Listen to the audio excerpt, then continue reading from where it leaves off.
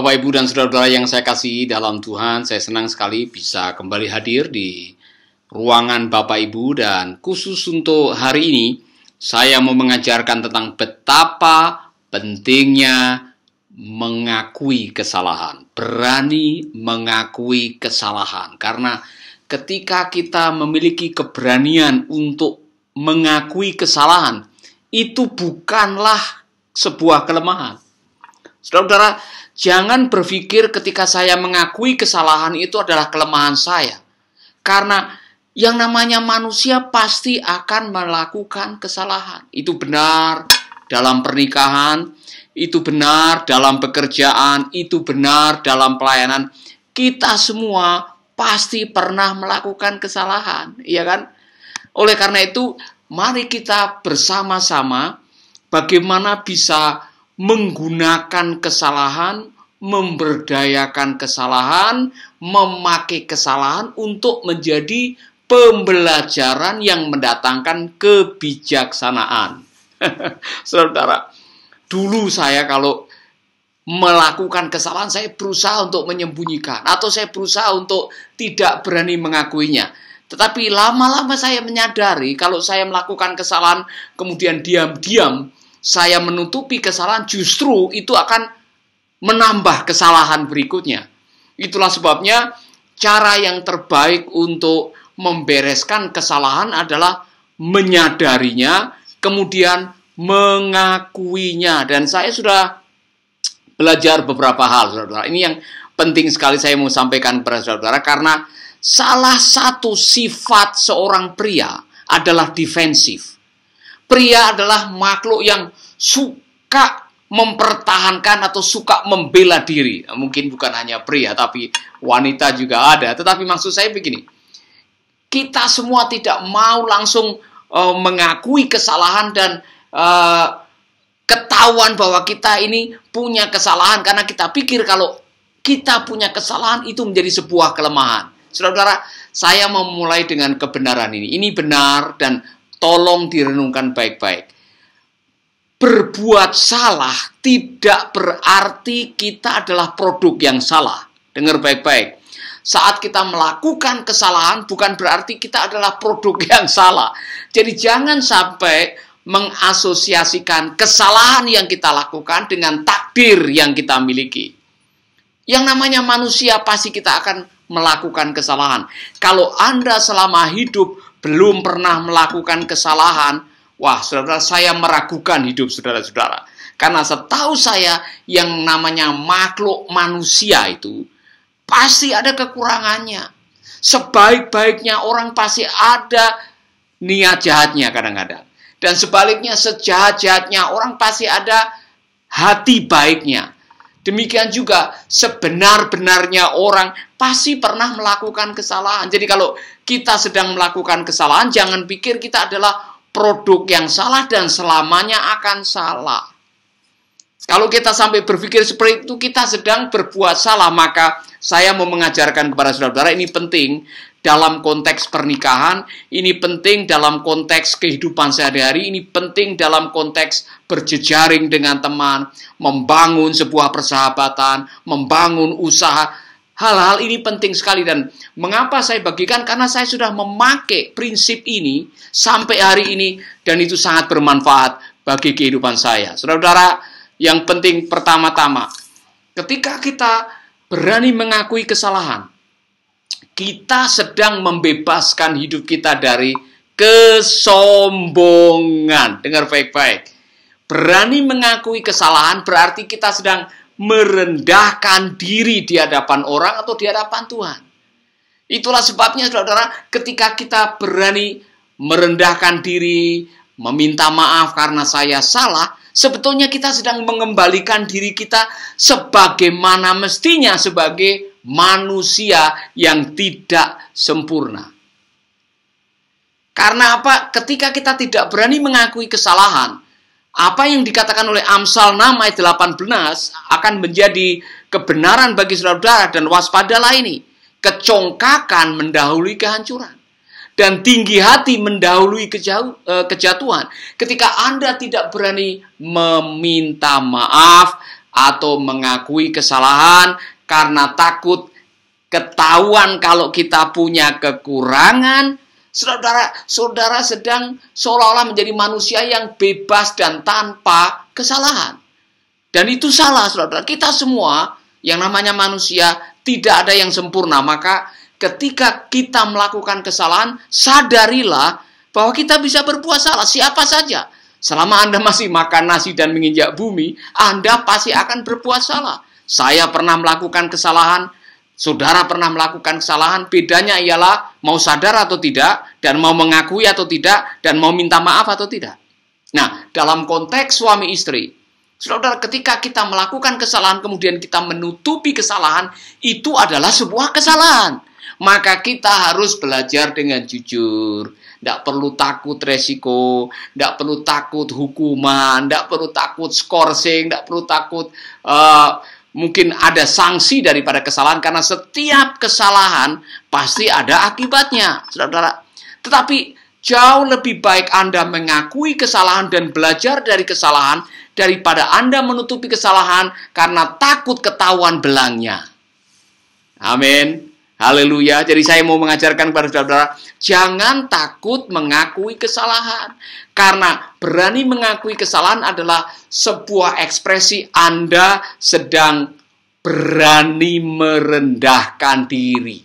Suami-suami, jangan takut atau malu atau gengsi minta maaf kepada istrimu kalau engkau bersalah. Amin. Demikian juga istri-istri, kalau engkau tahu engkau bersalah, jangan membela diri. Akui kesalahan Anda.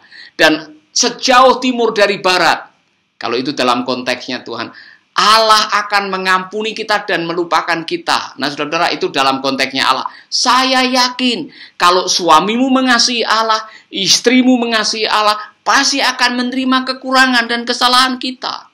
Dan kalau kita dengan rendah hati meminta maaf, dan istrimu orang yang cinta Tuhan, suamimu cinta Tuhan, pasti akan melakukan firman Tuhan yang mengatakan, maafkanlah.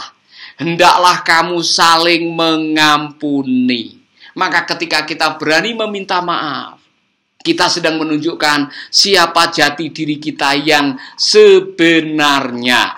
Kita adalah makhluk yang tidak sempurna, yang sedang belajar dari kesalahan-kesalahan kita. Saudara-saudara, jangan gengsi meminta maaf. Amin. Jangan malu meminta maaf. Akuilah kesalahan. Sekali lagi, mengakui kesalahan bukan berarti kita adalah produk yang salah. Justru waktu kita mengakui kesalahan, kita sedang mengambil langkah bijak. Karena apa? Setiap orang bisa salah.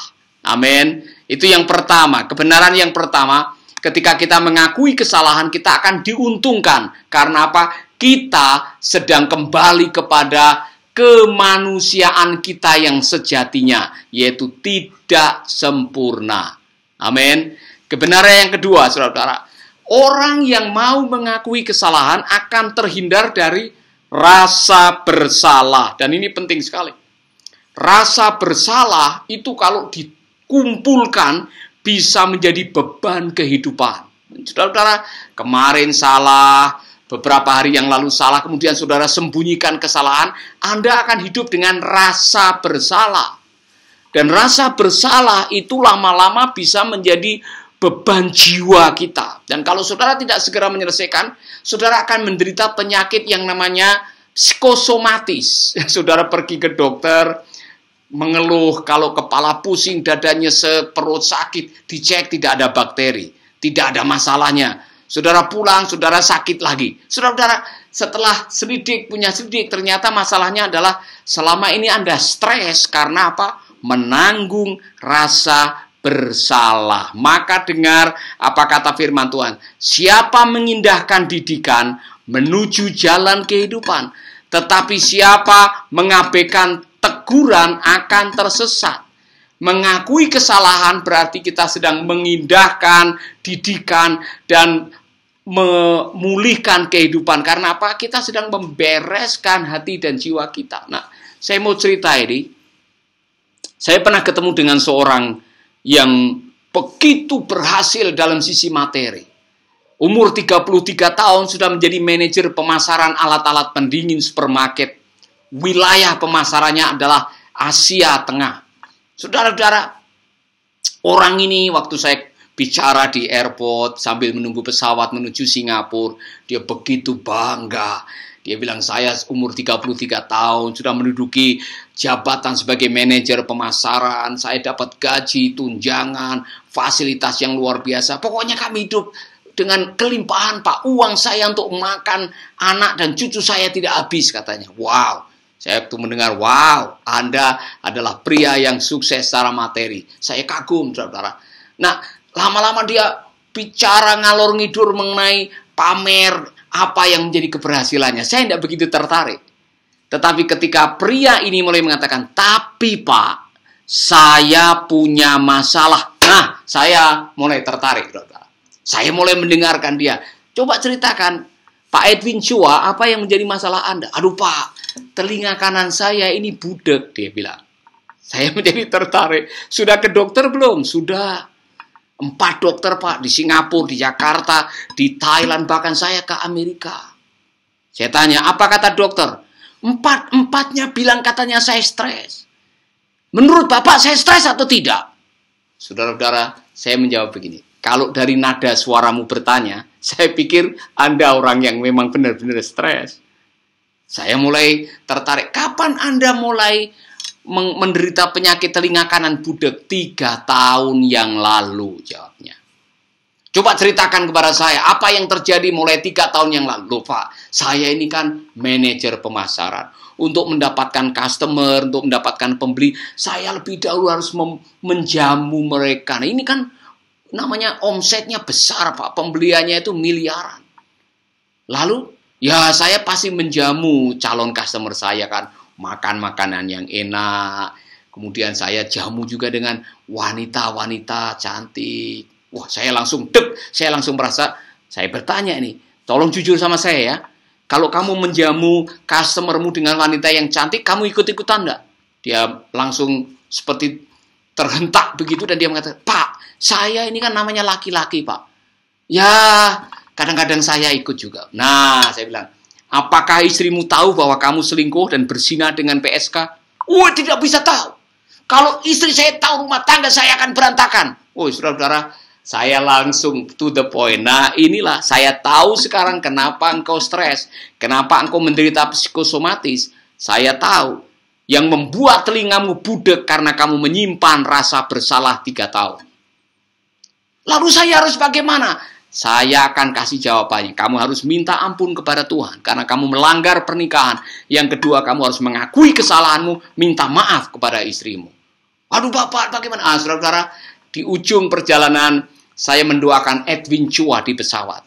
Bagaimana dia minta maaf kepada Tuhan dan dia bersedia mengakui kesalahannya di hadapan istrinya. Saudara-saudara, menyimpan rasa bersalah itu membebani jiwa dan mencuri sukacita. Maka sebaiknya saudara-saudara ketika engkau tahu bahwa dirimu sedang bersalah, segera bereskan, minta maaf, kemudian bersihkan hatimu, bersihkan jiwamu, maka engkau akan terbebas dari yang namanya psikosomatis. Amin. Lakukan itu dan tidak perlu malu, karena sekali lagi, mengakui kesalahan adalah tindakan elegan.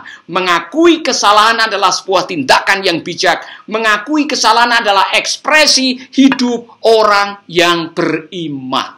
Tidak perlu takut mengakui kesalahan. Kalau memang kita salah, akui kesalahan karena kita akan terhindar dari beban rasa bersalah. Amin. Saudara-saudara, kebenaran yang ketiga, waktu saudara mengakui kesalahan, ini yang terjadi. Saudara menjadi lebih bijak. Seekor kuda tidak akan jatuh tersandung palang pintu yang sama. Artinya apa? Kesalahan selalu memberikan pembelajaran. Maka ketika kita melakukan kesalahan, hal pertama yang harus kita lakukan supaya kesalahan menjadi pembelajaran dan bisa disulap, bisa dirubah menjadi hikmat adalah sadar dulu bahwa saudara salah. Yang kedua, akui, ngomong, saya melakukan kesalahan. Yang ketiga, berubah. Ketiga-tiganya ini sangat berkaitan. Anda tidak akan pernah berani mengakui kalau Anda tidak sadar bahwa Anda salah.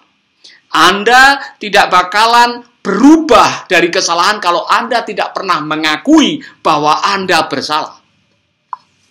Itulah sebabnya, saudara-saudara, mengakui kesalahan, menyadari kesalahan adalah modal untuk mengubah kehidupan kita yang salah.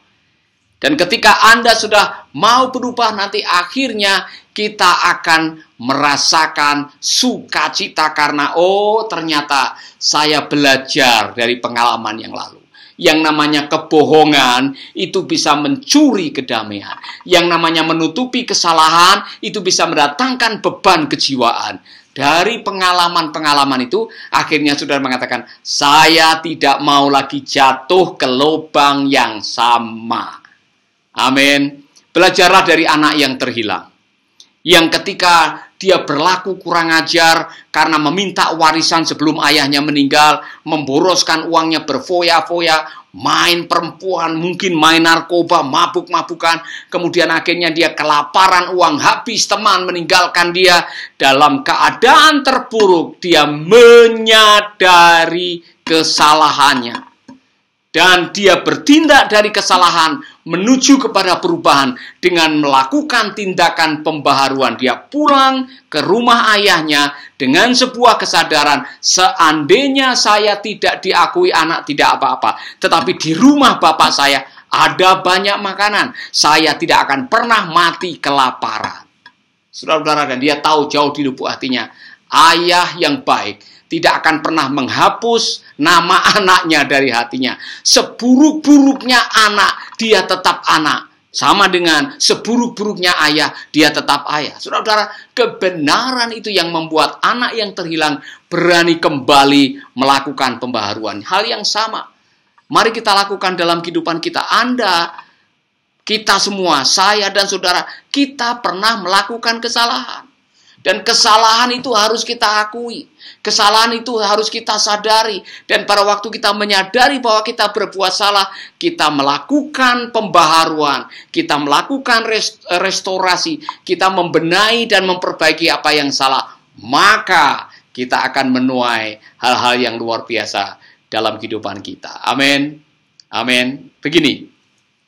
Ini benar sekali dalam kebenaran firman Tuhan. Ketika kita sudah mengetahui bahwa kita salah, ketika kita sudah mengetahui bahwa kita melakukan sesuatu yang bisa melukai dan menghancurkan hubungan kita, dan kita mengakuinya, saudara-saudara, saya yakin sekali ketika kita berani mengakui, Tuhan yang maha baik akan melimpahkan rahmat-Nya dengan memperbaiki hubungan kita. Maka jangan pernah malu, jangan pernah takut mengakui kesalahan.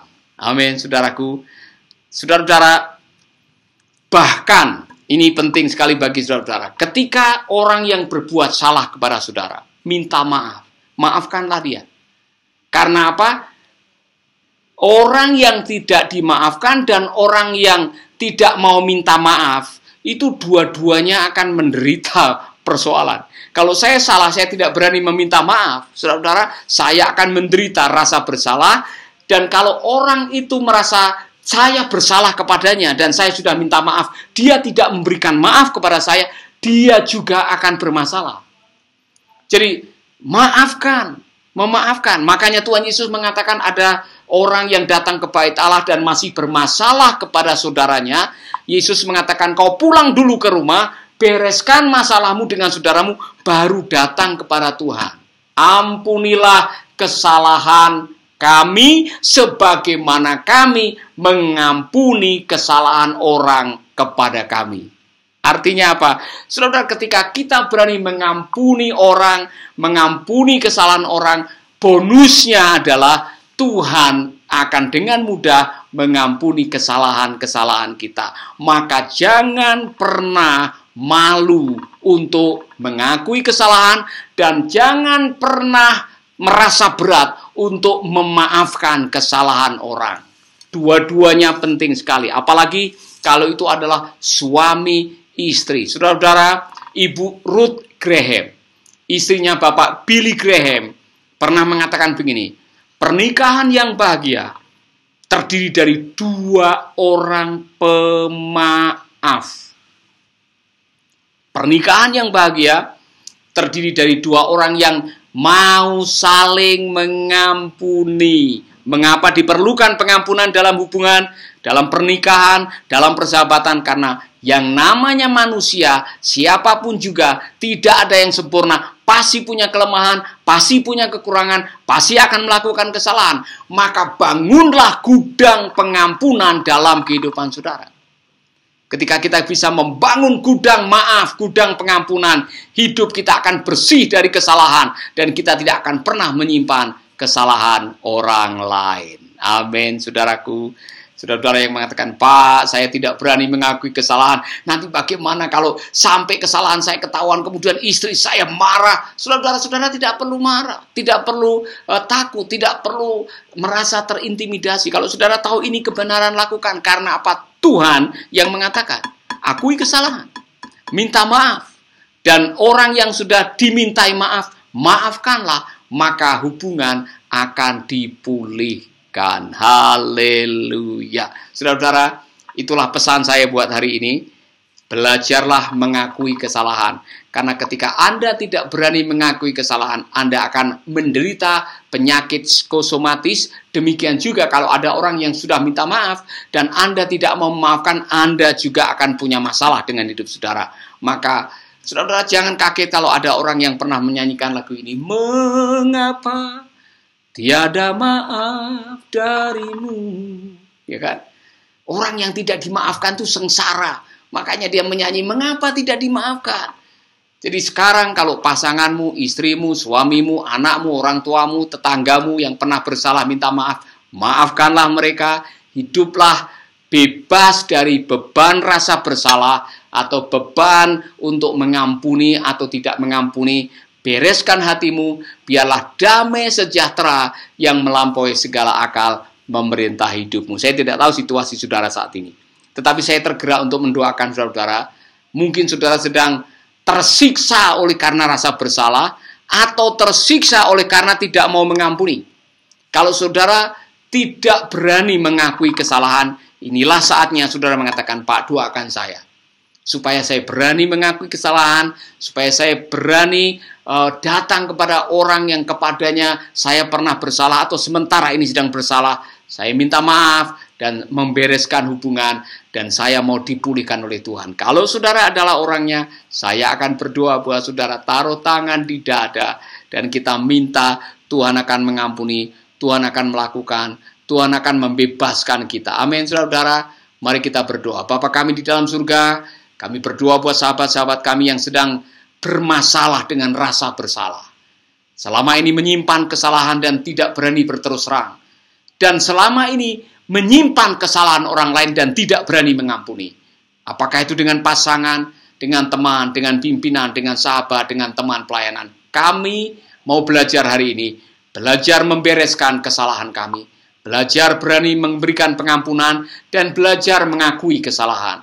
Dan biarlah Tuhan apa yang kami lakukan akan membuahkan pemulihan hubungan yang akan mendatangkan sukacita dan damai sejahtera. Di dalam nama Yesus kami berdoa. Amin, amin, amin. Tuhan memberkati saudara-saudara. Jangan lupa nanti malam School of Marriage, kita akan mendengarkan kesaksian dari seorang pengusaha di Bandung yang sudah bercerai, ditinggal selingkuh istrinya 4 tahun. Tetapi dia berdoa sebagai seorang pria, dia mau mengampuni kesalahan istrinya atau mantan istrinya, dan hidupnya dipulihkan. Dan kita akan mendengarkan apa rahasia hidup yang dipulihkan. Amin, saudara-saudara.